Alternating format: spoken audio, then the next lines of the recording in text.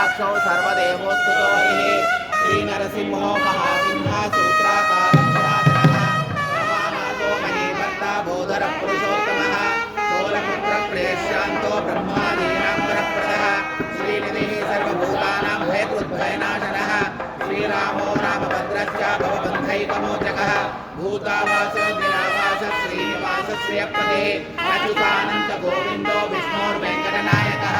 सर्वदैवैकशरणं सर्वदैवैकदैवतं समस्तदेवकवचं सर्वदेवशिखामणिः